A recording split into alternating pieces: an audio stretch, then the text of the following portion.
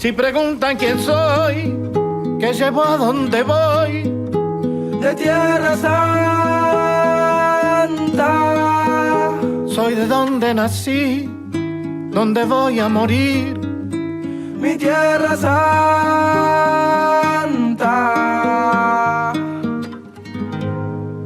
A veces pierdo, a veces gano, pero no es en vano morirme por la tierra que amo. Y si los de afuera preguntan cómo me llamo, mi nombre es latino y mi apellido americano. Si preguntan quién soy, qué llevo, a dónde voy, soy de Tierra Santa.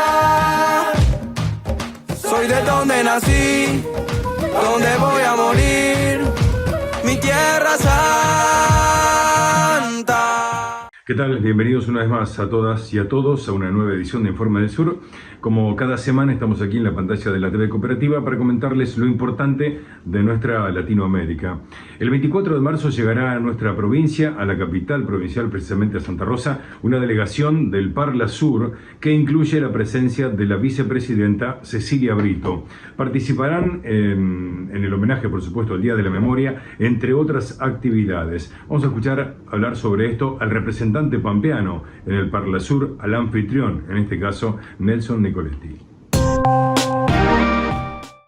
Habiendo terminado el tercer juicio de la subzona 14, presenté un proyecto en el Parlamento del Mercosur con 3 pedidos básicos. El primero, que este organismo internacional reconozca la satisfacción por los juicios de lesa humanidad realizados en La Pampa. El segundo punto, que también reconozca y felicite a La Pampa por su política de Estado en materia de derechos humanos. Y un tercer punto también, procurando de que los gobiernos de la región promuevan y estimulen la solución de sus diferencias dentro de la institucionalidad, porque estamos asistiendo a atropellos como el en Argentina, o en Perú, o en Bolivia. Y para este 24 de marzo, desde el Parla Sur, van a venir unos colegas, va a venir la vicepresidenta del Parla Sur, la parlamentaria Cecilia Brito, ella de Misiones, quien va a tener oportunidad de expresarle a la provincia de La Pampa, en el acto, al gobierno, estos puntos que te digo de este proyecto, que recibió la aprobación unánime de los países que integran el Mercosur. Ha aparecido nuevamente el nombre de Pepín, estaba desaparecido, apareció desde el Parla Sur, dijeron que van a hacer una presentación. Nosotros hemos hecho todo lo que al alcance de un parlamentario está. Y en esta oportunidad en que precisamente el periodismo lo encontró, la Interpol no, pero un grupo de investigación periodística sí.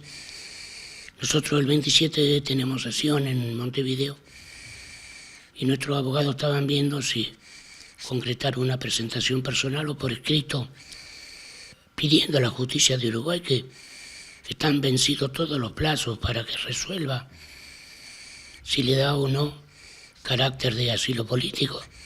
Todas las instancias que ya se pronunciaron declaran que no tiene ningún argumento Pepín para reclamar asilo político. Pero bueno, su último recurso, que era una instancia judicial uruguaya, está sin pronunciarse, pero no se pronuncia porque la única opción posible es mandárselo preso a la jueza Servini de Cubría, que es quien reclama la detención de Pepín para someterlo al proceso judicial argentino.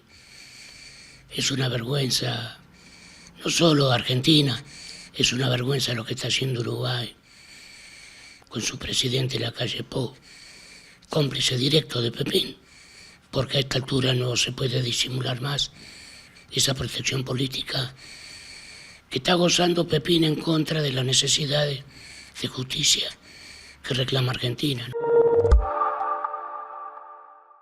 Continuamos con Chile porque se cumplió un año de gobierno del presidente Boric y realizó cambios importantes en su gabinete. Esto se da precisamente de cara a las elecciones que definirán los 50 miembros del Consejo Constitucional que redactará la nueva propuesta constitucional.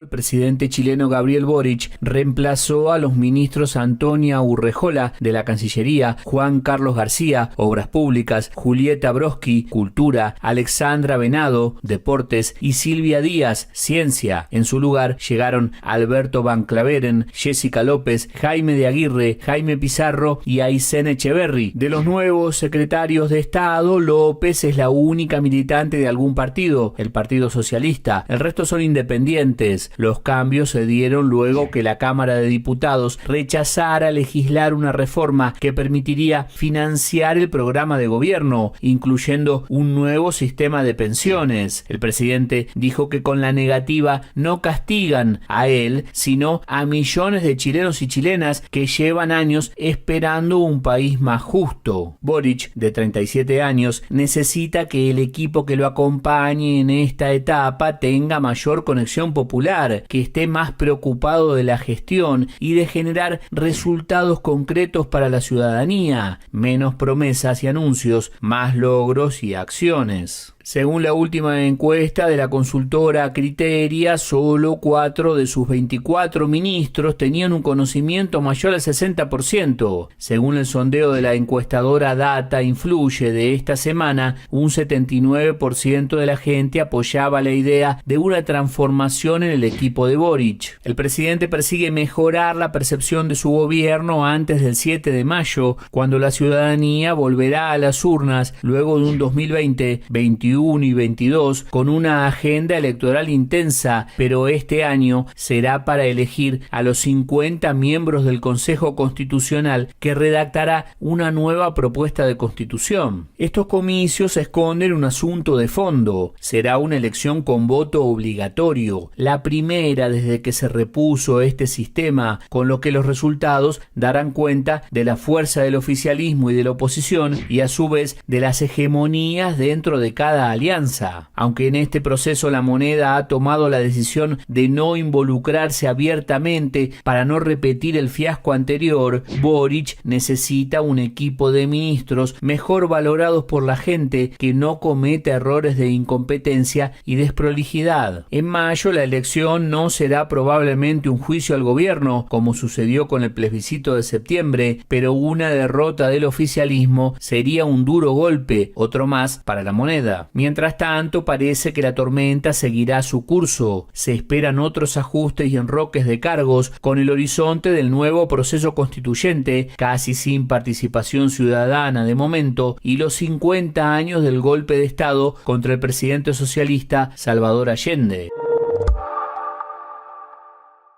Momento de una pausa aquí en Informe del Sur. Enseguida regresamos contándole la actualidad de nuestra Latinoamérica y como siempre le recordamos y le recomendamos seguirnos en nuestras redes, en Facebook y también en YouTube como Informe del Sur. Ya volvemos.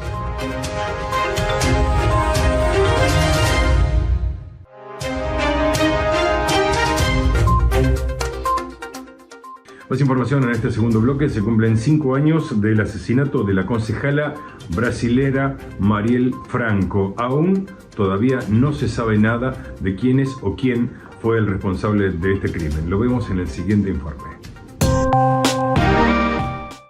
Se cumplen 5 años de uno de los crímenes políticos más brutales desde la redemocratización del Brasil, cuando fueron cobardemente asesinados la concejala socialista Marielle Franco y su chofer Anderson Gómez en una emboscada perpetrada por 2 miembros de la Policía Militar del Estado de Río de Janeiro, que operaban como sicarios de una organización criminal conocida como Escritorio del Crimen. Si bien los 2 asesinos siguen presos a la espera del juicio que será realizado con la participación de un jurado popular, desde esa fecha ni los los investigadores policiales ni la justicia brasileña han conseguido aclarar la siguiente pregunta: ¿quién mandó a matar a Mariel Franco y por qué? A pesar de que está demostrado el fuerte vínculo que existe entre estos dos ejecutores con la familia Bolsonaro, hasta ahora la Policía Federal y la justicia no han logrado recoger las pruebas suficientes que permitan conocer quiénes son los mandantes del crimen, ni establecer fehacientemente la participación del clan Bolsonaro en la planificación y financiamiento del asesinato. El actual ministro de Justicia, Flavio Dino, declaró que existen muchos indicios de que los ejecutores no actuaron solos. Por eso, es muy importante retornar y concluir las investigaciones para que haya justicia plena y también para que todos entiendan que las discrepancias políticas se resuelven en el voto y no a balas. El crimen de Mariel Franco representa un caso emblemático de asesinato político. Su muerte impactó no solo a sus electores de Río de Janeiro, sino a todo el mundo que tuvo conocimiento de esta barbarie cometida contra una mujer negra, feminista, luchadora incansable por los derechos humanos de las poblaciones más pobres y vulnerables que habitan en las áreas periféricas de Río. Desde que fue electa en 2016, Mariel Franco tuvo una actuación destacada en la defensa de la población pobre, negra y LGTBQIA+,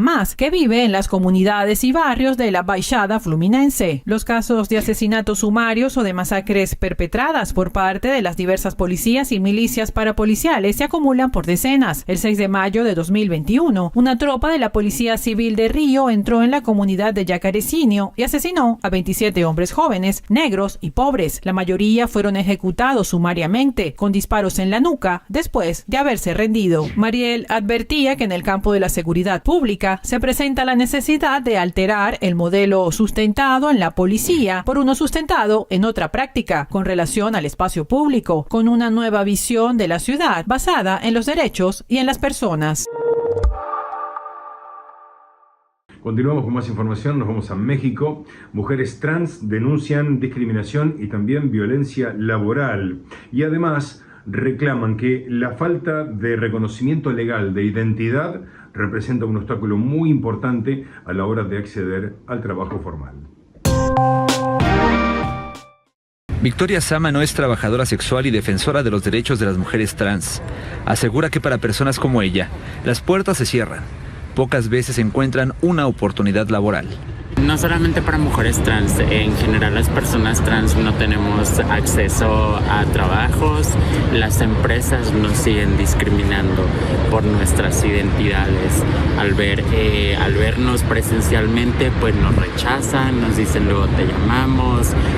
A ello se suma el tema de la identidad jurídica, la manera en cómo aparecen sus datos personales en documentos oficiales. Este tema de la identidad suele ser bastante común, ¿no? Que ven tu persona, pero tus datos personales no coinciden con tu identidad. Entonces, ellos muchísimas veces prefieren como evitarse de estos problemas, ¿sabes? Y que también la mayoría de las empresas pues no están capacitadas y sensibilizadas también para tratar con personas trans. Aunque no existen estadísticas, se sabe que un gran porcentaje de las más de 990,000 personas que se asumen abiertamente como trans en México se ven orilladas a dedicarse al trabajo sexual. Las mujeres trans pues no solo tienen una precariedad económica, sino que tienen precariedades cognitivas, tienen precariedades culturales, políticas, sociales. Como bien dices, tienen y viven por de facto, básicamente, una violencia por prejuicio, ¿no? Una mujer trans es señalada por el hecho de existir. Incluso congresistas trans de la Ciudad de México se siguen dedicando a la actividad sexual, de la cual informan con orgullo, en un intento por luchar contra los estigmas de lo que consideran es su profesión original.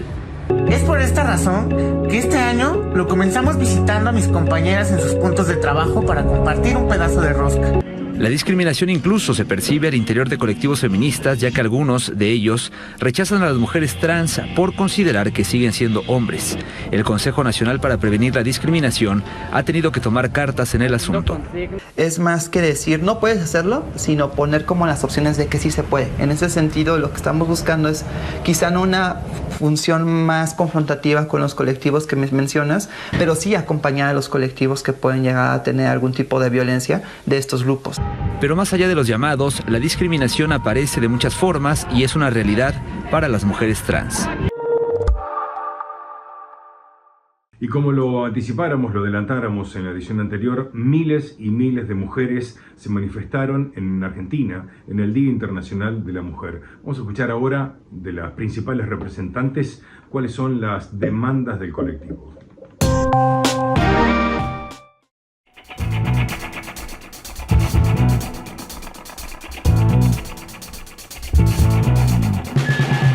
Estamos movilizando nuevamente las calles para que se reconozca el trabajo de las promotoras de género y también en conmemoración de las que no están.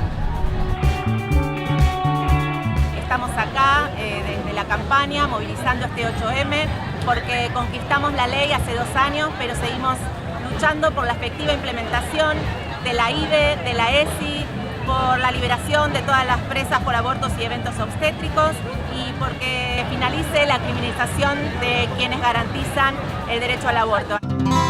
Vamos a marchar a Plaza de Mayo porque queremos decirle basta a los acuerdos con el Fondo Monetario que se llevan puestos nuestros cuerpos, nuestros trabajos, nuestra vida y nuestros derechos. Todo lo que el fondo pide para el pueblo, primero se lo ejecutan a las mujeres. Entonces creo que somos la más castigada por ese acuerdo y le queremos decir que basta de ese acuerdo. Primero están nuestros derechos, nuestras vidas y después están el acuerdo con el fondo. Estamos en la concentración y vamos a marchar hacia el Congreso en este 7º paro internacional feminista. Hoy marchamos por muchas cosas, pero diría que con la consigna, con esta justicia no hay derecho ni democracia, la deuda es con nosotras y con nosotros, porque queremos, en primer lugar, denunciar el carácter patriarcal, racista y clasista de la justicia, que además de que no nos da soluciones reales, está persiguiendo y criminalizando liderazgos populares como el de Milagro Sala, como el de Cristina, y además queremos marchar para decir que la deuda es con nosotras, que la situación económica es cada vez más acuciante para las trabajadoras, que se da el fenómeno de las trabajadoras pobres, de salarios y subsidios que no le ganan a la inflación, y porque tenemos una agenda reivindicativa que en muchos puntos todavía no fue cumplida, como por ejemplo el reconocimiento de los trabajos comunitarios que hacen las compañeras en los barrios. En esta marcha, las trabas, las personas trans, no binarias, estamos acá en principio por la reparación histórica para las trabas y que este país se dé cuenta de una vez y por siempre que ha cometido muchos genocidios, el peor de ellos con la comunidad travesti. ¡Reparación! ¡Indemnización! Como trabajadoras de prensa queremos la reglamentación ya de la ley de equidad en los medios de comunicación para poder ocupar los lugares que históricamente ocupaban los varones y poder hacerlo no solo en paridad, sino con equidad.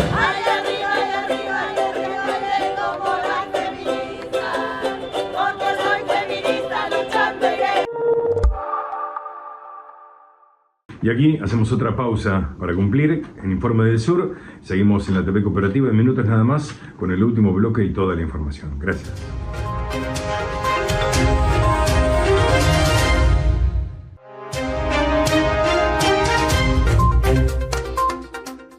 Tercer bloque aquí en Informe del Sur, como lo hemos visto en ediciones anteriores. En Ecuador, la Fiscalía ordenó el arresto domiciliario del expresidente Lenín Moreno.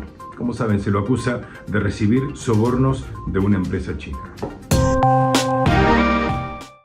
La Fiscalía de Ecuador solicitó arresto domiciliario para el expresidente Lenín Moreno, al que acusó, junto con otras 36 personas, de corrupción por recibir sobornos de una empresa china a cambio del contrato para construir la mayor hidroeléctrica del país. En paralelo, la Asamblea Nacional recomendaba abrir un proceso de juicio político contra el actual presidente Guillermo Lasso, acusándolo de corrupción por negocios en empresas públicas. El involucramiento activo de 2 presidentes, el anterior y el actual, en casos de corrupción muestran el fracaso del modelo de democracia en Ecuador. En los últimos meses y días, ministros, los grandes medios de comunicación y los analistas comprometidos con el gobierno reclaman la defensa de la democracia, donde la corrupción es el pan de cada día, y en nombre de esa democracia perdonar las grandes estafas al Estado perpetradas por Moreno y Lasso. Esa democracia es la que se llama a defender, señala Stalin Vargas, expresidente de la Unión Nacional de Estudiantes, quien recuerda que a esta democracia la ha penetrado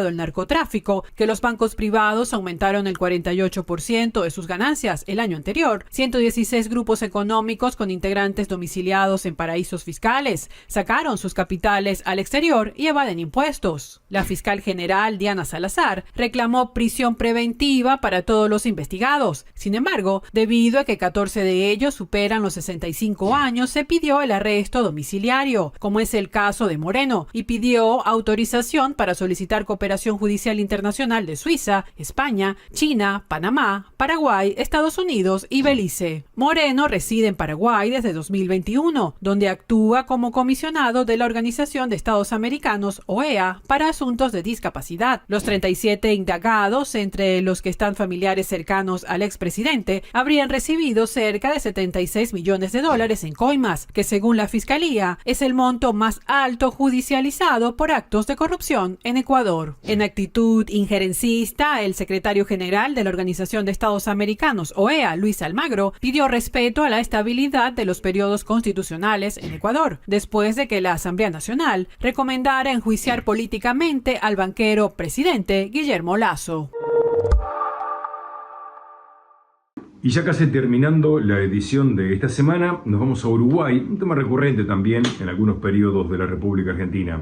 Trabajadores y organizaciones sociales están rechazando la reforma jubilatoria que impulsa precisamente el gobierno de Lacalle Pou. Estos manifestantes han instalado una carpa frente al Poder Legislativo, precisamente en rechazo, ¿sí?, a esta reforma y también explicando los por qué. Lo vemos. La reforma jubilatoria que impulsa el gobierno de Uruguay entró en su etapa definitoria. Con la finalidad de informar a la población sobre el contenido de la misma, decenas de organizaciones sociales nucleadas en la Intersocial instalaron una carpa frente a la sede del Poder Legislativo. El objetivo de la carpa es plantar bandera contra la reforma jubilatoria, una reforma jubilatoria que vino a expropiar a la clase trabajadora, que vino a expropiar al pueblo uruguayo. Es un robo, como decimos, realmente, que tener que trabajar más, que tener que cobrar menos. Van a expropiar más del 2% del PBI con esta reforma jubilatoria y bueno, como PIT-CNT, como clase trabajadora, jubilado, pensionista, cooperativistas, bueno, acá tenemos a las compañeras cooperativistas, los estudiantes, bueno, toda la intersocial, las ollas populares, vamos a estar durante todo el mes enfrentando esta reforma. Durante los próximos días se realizarán actividades informativas con legisladores, con especialistas y con referentes de las organizaciones convocantes que ya han reseñado algunos de los aspectos más negativos del proyecto. Esta reforma lo que hace es poner todo el costo en la espalda de las trabajadoras y los trabajadores, no resuelve el problema, vamos a trabajar más tiempo, vamos a cobrar menos y además no se atienden a algunas cuestiones que tienen que ver con la atención, por ejemplo, a la discapacidad, a los sectores más sumergidos, a las pensiones a las mujeres, en fin, un sinfín de etcétera que podíamos incluir en ese capítulo. A pesar de que es una reforma que repercutirá directamente en la vida de los trabajadores, existe mucha desinformación en la población.